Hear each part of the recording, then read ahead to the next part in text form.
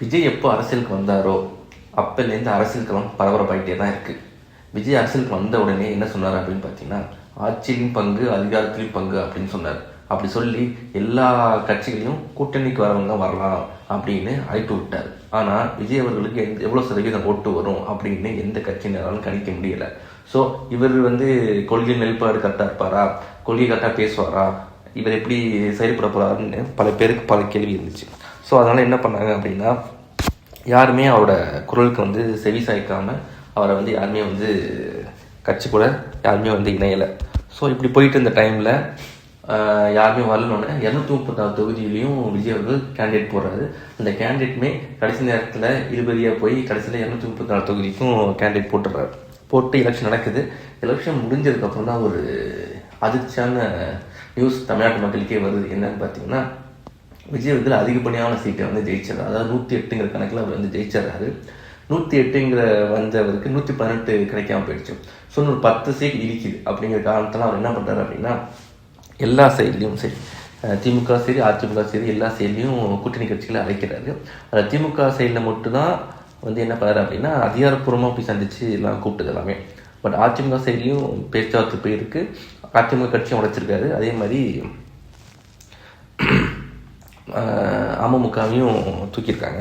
So இது மாதிரி போயிட்டு இருக்க டைமில் முதல்ல ஆட்சி எப்படியாவது நடத்த வைக்கணும் அப்படிங்கிறதுக்காண்டி விசிகா மற்றும் கம்யூனிஸ்ட் அப்புறம் ஐயுஎம்எல் போன்ற கட்சிகள்லாம் ஆதரவு தெரிவித்து விஜய் அவர்களை ஆட்சியில் அமர வச்சாங்க, சிஎம் ஆக்குனாங்க. ஸோ சிஎம் ஆனதுக்கப்புறம் விஜய் அவர்களோட என்னவாக இருக்கும் அப்படின்னா, இவர்கள் வெறும் ஆதரவு மட்டும் தான் தராங்க, வெளியிலேருந்து ஆதரவு மட்டும் தான் சொல்லியிருக்காங்க, ஆட்சியில் பங்கேற்க மாட்டாங்க அப்படின்னோடனே இது அவருக்கு சிக்கலை உண்டாக்கும். பின்னாடி பக்க விளைவு பயங்கரமாக இருக்கும். எப்போ ஆதரவு விலக்கிட்டாங்க அப்படின்னா ஆட்சிக்கு அவ்வளோ வாய்ப்பு இருக்குது. அப்படிங்கிறதுனால விஜய் அவர்கள் அவங்க டீம் என்ன பண்ணிச்சு அப்படின்னா, ஸோ இவங்களுக்கு ஒரு ஆட்சியில் பங்கு கொடுக்கணும் அப்படிங்கிற மாதிரி முடிவெடுத்து என்ன பண்ணியிருக்காங்க அப்படின்னா, விசிகா ஐயுஎம்எல் அப்புறம் காங்கிரஸ்க்கு முன்னாடியே அவங்க பேச்சுவார்த்தை நடத்தி போயிட்டாங்க. 2 சீட் எங்களுக்கு வேணும்னு சொல்லி போய் 2 அமைச்சர் வாங்கிட்டாங்க. ஸோ இப்போ இங்கே ட்விஸ்ட் என்னன்னா, விசிகாவும் ஐயுஎம்எல் கம்யூனிஸ்ட் நாங்கள் வரமாட்டோம், ஆதரவு மட்டும் தான் தருவோம், எங்களுக்கு மினிஸ்டர் பற்றி வேணான்னு ஒதுங்கிட்டாங்க. ஸோ இப்போ விசிகாவும் ஐயுஎம்எல் இது ரெண்டு கட்சிகள் மட்டும்தான் என்ன முடிவெடுக்க போகுது அப்படிங்கிறது அரசியல் பரபரப்பாக போயிட்டு இருந்துச்சு. ஸோ ஆளுக்கு ஒரு மினிஸ்டர் போஸ்ட் அப்படின்னு பேச்சுவார்த்தை போயிருக்கு. ஸோ இங்கே தான் என்ன ஆயிடுச்சு அப்படின்னா, வெளியிலேருந்து ஆதரவு கொடுக்குற வரைக்கும் இது எந்த பிரச்சனையுமே கிடையாது. நீங்கள் அந்த ஆட்சியில் போய் மினிஸ்டராக போய் பங்கெடுக்கும் போது தான் இப்போ எல்லா பிரச்சனையும் வரும். ஏன்னா இப்போ நீங்கள் மினிஸ்டராக போய் பங்கெடுத்துட்டீங்க அப்படின்னா அந்த அரசுக்கு நீங்கள் ஆதரவாக தான் போய் ஆகும். ஏன்னா நீங்களும் அரசில் நீங்களும் ஒரு பங்காக ஆகிட்டீங்க. அப்படிங்கிறப்ப நீங்களும் ஒரு பங்காக போனதுக்கப்புறம் அந்த அரசுக்கு ஆப்போசிட்டாக நீங்கள் எந்த கேள்வியும் கேட்க முடியாத ஒரு சுச்சுவேஷனில் நீங்கள் தள்ளப்படுறீங்க. ஸோ அது கிட்டத்தட்ட கூட்டணியில் போய் சேர்றதுக்கான சமம். ஸோ இதனால் ஐஎம்எலும் சரி விசியும் சரி ரொம்ப நேரம் யோசிச்சு என்ன பண்ணிட்டாங்க, அவங்க கட்சியினருடைய அழுத்தத்தின் காரணமாக கூட்டம் முடிவு எடுத்து என்ன பண்ணிட்டாங்க, ஐஎம்எலுக்கு ஒரு மினிஸ்டரும் பிசிகாவுக்கு ஒரு மினிஸ்டரும் அப்படிங்கிற மாதிரி அது போயிடுச்சு. ஸோ இப்போது எப்போ திருமாவளவன் அவர்கள் மந்திரி பதவி வன்னியரசு அவர்களுக்கு உறுதிப்படுத்தி அவர் அறிவித்தாரோ அப்போலேருந்து மிகப்பெரிய பூகம்பம் பிடிக்க ஆரம்பிச்சிச்சு. திமுக சைட்லேருந்து சரி விசிகா சைட்லேருந்து சரி திமுகவினர் கடும் சொற்களால் விசிகாவை தாக்க ஆரம்பிச்சிட்டாங்க. வலைத்தளங்களில் ஃபுல்லாக இன்ஸ்டாகிராம் வாட்ஸ்அப் போன்ற இதில் பதிவிட ஆரம்பிச்சிட்டாங்க, வீடியோ போட ஆரம்பிச்சிட்டாங்க. அதே மாதிரி விசிகாவும் எதிர்கணி ஆட்ட ஆரம்பிச்சிச்சு.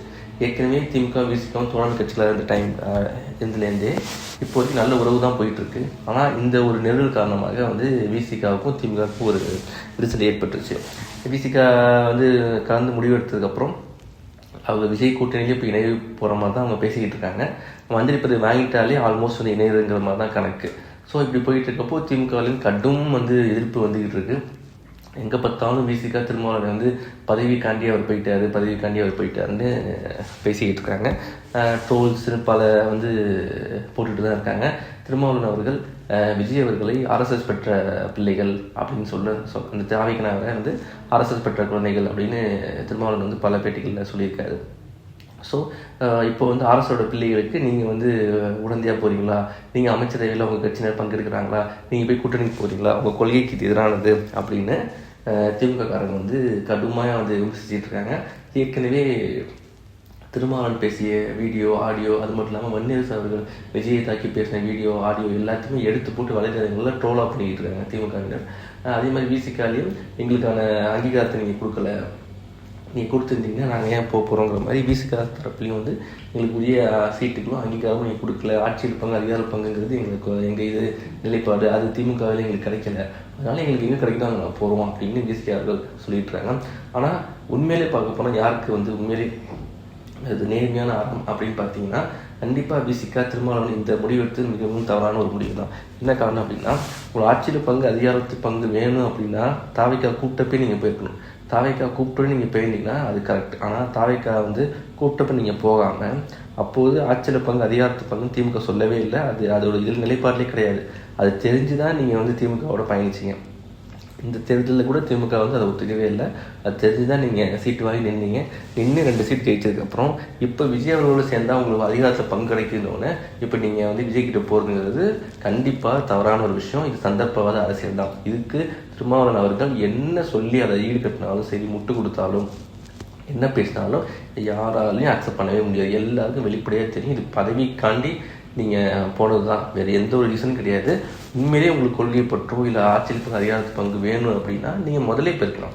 தாவிக்கா கூப்பிட்றப்ப, விஜய் அவர்கள் கூப்பிட்றப்ப நீங்கள் போயிருந்தால் அந்த விஷயமே வந்திருக்காது. ஆனால் கூப்பிட்றப்ப நீங்கள் போகாமல் ஆட்சியில் பங்கு அதிகாரத்தில் பங்கு கொடுக்க மாட்டேன்னு திமுக சொல்லி திமுகவோட போய் நீங்கள் சேர்ந்து போட்டியிட்டு வெற்றி பெற்று அதுக்கப்புறம் திமுக தோற்றுச்சுன்னொடனே தாவிக்கா வந்து இப்போ அழைக்கிது மினிஸ்ட்ரி போஸ்ட் தரணும்னு இப்போ நீங்கள் போகிறது முழுக்க சந்தர்ப்பவாத அரசியல். இந்த சந்தர்ப்பவாத அரசியல்னால திருமாவளவன் அவரோட இமேஜ் வந்து பயங்கரமாக பாதிக்கப்பட்டிருக்கு. அவரோட மரியாதை மிகவும் குறைத்து மதிப்பிடப்பட்டுருச்சு.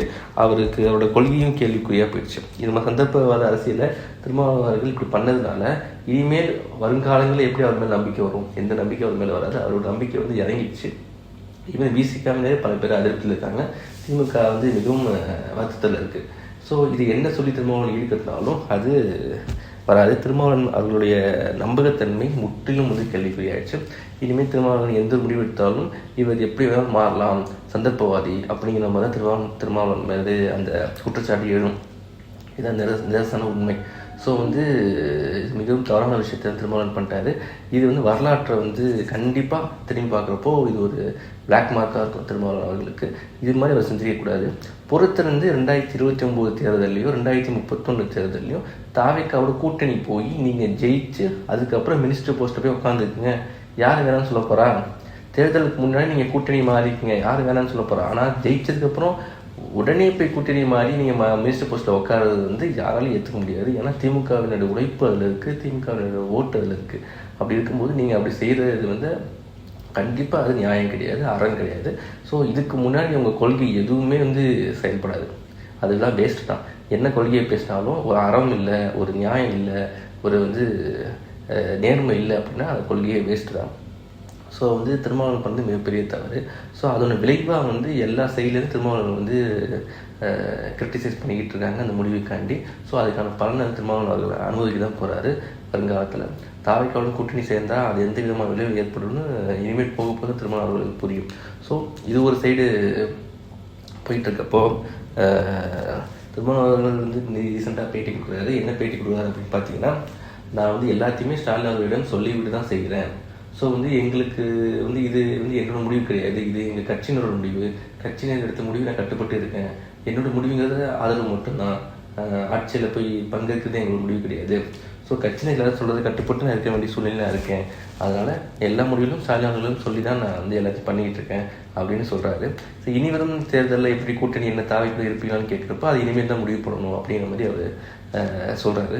இப்பயும் அவர் குழப்பி தான் பேசிகிட்டு இருக்காரு. கடந்த ஒரு 2 மாதம் எலெக்ஷன் முன்னாடி ஒரு 1 மாதம் 2 மாதமும் சரி, எலெக்ஷன் அப்புறமும் சரி, திருமாவளவன் ஒரு குழப்பம் வாய்ந்த மனநிலையே தான் இருக்கார். மாற்றி இன்டர்வியூ கொடுக்குறது, சொதப்புறது, குழப்புறதுங்கிற மாதிரியே அவர் வந்து எல்லா செயல்பாடுகளும் செஞ்சு கொண்டு இருக்கிறார். ஸோ இது மிகப்பெரிய திருமாவளவன் மீது ஒரு நம்பகத்தன்மையை மிகப்பெரிய கேள்விக்குறியாக்குது. இது ஒரு சைடு இருந்தாலும் ஐயுஎம்எல்லும் சரி அது சுயநலத்தை காமிச்சிருச்சு. பதவி வேதிக்காண்டி போயிட்டு தாவைக்கோட இணைஞ்சிருச்சு. அவர்களுக்கான வேலை பார்த்த திமுகவினர் ஓட்டு போட்ட திமுகவிலும் ஏமாற்றி விட்டு அவர்கள் வந்து பதவிக்காண்டி போய்விட்டார்கள் என்று இஸ்லாமியர்களே பல பேர் வந்து ஐயுஎம்எல் வந்து கிரிட்டிசைஸ் பண்ணி பேசிட்டாங்க, வலைதளங்களில் போட்டுட்டு தான் இருக்காங்க. ஸோ ஐயுஎம்எல்லும் அதோட நம்பிக்கைத்தன்மையை இழந்துடுச்சு. எல்லாருக்குமே பதவி தான். பதவி இப்போ கிடைக்குதா, நம்ம போவோம், ஏன் போகக்கூடாது அப்படிங்கிற ஆசையில் வந்து எல்லாருமே போயிட்டாங்க. இதில் வந்து ரொம்ப ரொம்ப வந்து மோசமான ஒரு ஆள் அப்படின்னா, ரொம்ப மோசமான ஒரு ஆள் யார் அப்படின்னா நம்ம காங்கிரஸ் தான்.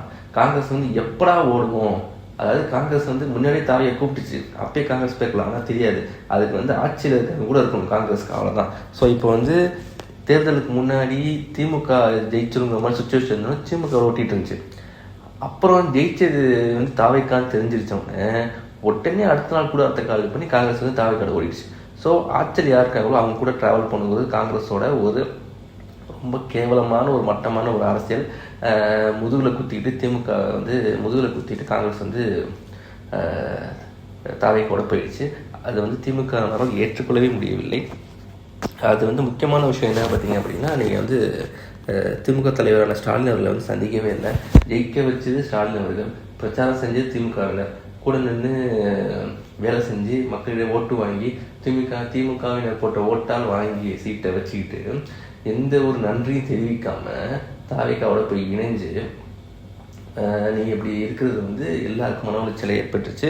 ஸோ காங்கிரஸுக்கு வந்து இனிமேட்டு இது மறக்கவே முடியாத அளவுக்கு காங்கிரஸை வந்து பழி வாங்கணுன்ட்டு திமுககாரர்கள் வந்து அடுத்தடுத்த தேர்தலில் அதுக்கான பதிலை கொடுப்பார்கள். இன்றைக்கி கூட இளைஞரணி பொதுக்கூட்டத்தில் வந்து தீர்மானம் நிறைவேற்றிருக்காங்க. காங்கிரஸ் வந்து அதில் கோஷம் வந்து காங்கிரஸ் ஒழிக அப்படிங்கிற கோஷம்லாம் வந்திருக்கு. காங்கிரஸ் பண்ணது வந்து துரோகங்கிற மாதிரியும், அது ஒரு கெட்ட செயல், அது மாதிரி ஒரு தரம் குறைந்த செயல் வந்து காங்கிரஸ் செஞ்சிருச்சு, வந்து நன்றி கூட சொல்லலை அப்படிங்கிற மாதிரி காங்கிரஸ் விமர்சிச்சிருக்காங்க. உண்மை தாங்க, காங்கிரஸ் பண்ணது மகாமட்டமான செயல் தான். அது வந்து போகிறதுனா வந்து ப்ராப்பராக வந்து கூட்டணியிலேருந்து ஜெயிச்சுக்கும் வந்து கூட்டணி தலைவரெல்லாம் பார்த்து மீட் பண்ணி அது மாதிரி போகிறோம்னு சொல்லிட்டு நாகரிகமாக போகிறது தான் அரசியல். ஆனால் எதையுமே சொல்லாமல் கண்டுக்காமல் அப்படியே தாவைக்கப்பட போய் ஜாயிண்ட் அடிச்சுட்டு போனது வந்து கேவலமான ஒரு விஷயத்த வந்து காங்கிரஸ் பண்ணியிருக்கு. இது இங்கே மட்டும் இல்லை, பல ஸ்டேட்லேருந்து காங்கிரஸ் இது மாதிரி செயல்கள்லாம் பண்ணிக்கிட்டு இருக்குன்னு எல்லாருமே தெரியும். ஸோ பல ஸ்டேட்டில் இருக்கிறவங்களும் காங்கிரஸ் வந்து வெறுத்து ஒதுக்குறாங்க. ஸோ அது மாதிரி ஒரு முகம் சுளிக்கிற வேலையை தான் காங்கிரஸ் பண்ணிக்கிட்டு இருக்கு. அதை வந்து இப்போ தமிழ்நாட்டிலையும் ஆரம்பிச்சிருச்சு. இப்போது இனிமேல் காங்கிரஸ் பிஜேபி ஆட்டம் எப்படி இருக்குன்னு தெரியாது. திமுக கூட்டணி காங்கிரஸ் விலகிடுச்சு. ஸோ திமுக தேசிய அரசியலில் இனிமேல் எப்படி செயல்படும், யாரும் முன்னிலைப்படுத்தி வந்து செயல்படுங்கிறது மிகப்பெரிய கேள்விக்குறியாக இருக்குது. இனிவரும் தேர்தலில் திமுக எப்படி தன்னை பலப்படுத்திட்டு மறுபடியும் வந்து எதிராளிகளை வந்து கையாளும் அப்படிங்கிறது பெரிய கேள்விக்குறியாக இருக்குது. அதுக்கான முயற்சியெல்லாம் எடுக்க ஆரம்பிச்சிட்டாங்க. கூட்டணி கட்சிகளை இனிமேட்டு திமுக நம்பாது, தனது உடன்பிறப்புகளை தான் திமுக நம்புன்னு எல்லாருக்கும் இனிமேட்டு புரிஞ்சிருக்கும். ஸோ திமுக இனிமேல் உடன்பிறப்புகளை மட்டுமே வச்சு கூட்டணி கட்சிகளை நம்பாமல் போகிறது ரொம்ப நல்லது. ஸோ கூட்டணி கட்சிகள் முக்கியத்துவத்தை குறைச்சி உடன்பிறப்புகளுக்கான முக்கியத்துவத்தை அதிகப்படுத்தணும் திமுகங்கிறது எல்லாரோட கோரிக்கை. ஏன்னா இந்த அரசியலில் வந்து நம்மளுக்கு சிறந்த பாடத்தை வந்து பல கூட்டணி கட்சிகள் காமிச்சிட்டாங்க. இனி வரும் தேர்தலில் திமுக வெற்றி பெறும் என்று எதிர்பார்க்கிறோம்.